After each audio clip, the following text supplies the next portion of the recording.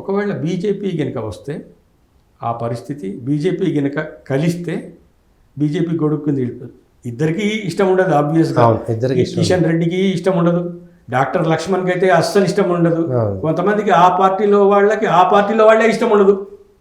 తప్పనిసరిగా ఏదో బీజేపీ చిన్నప్పటి నుంచి నువ్వు ఉన్నావు, చిన్నప్పటి నుంచి నేనున్నానని అట్లా కలిసి ఆ పైనుంచి చెప్తున్నారు కాబట్టి భయానికి కలిసిపోవడమే. కానీ మీరు కొన్ని ఒక విజువల్స్లో చూస్తే మన పాత గవర్నర్ని ఆయన తిట్టాడు కూడా,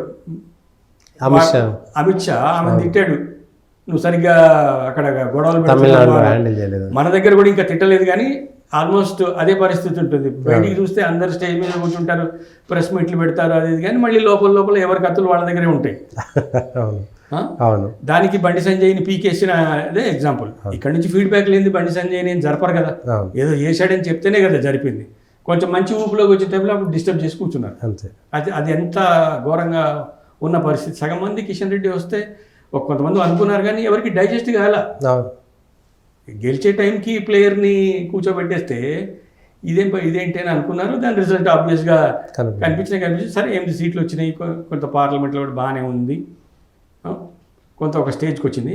కానీ ఇప్పుడు కూడా బీఆర్ఎస్ వాళ్ళు వీళ్ళతో విలీనం అయినంత మాత్రాన వెంటనే ఒకళ్ళకొకళ్ళు కలిసిపోయే పరిస్థితి ఉండదు. అసలు ఎట్లా డైజెస్ట్ అవుతుంది ఏంటి, ముఖ్యంగా బండి సంజయ్ కానీ కవితను అరవింద్ వ్యవహారం చూస్తే కానీ వాళ్ళు ఎట్లా అసలు కలుస్తారా, ఇది నిజమేనా అన్నట్టుగా ఉంది.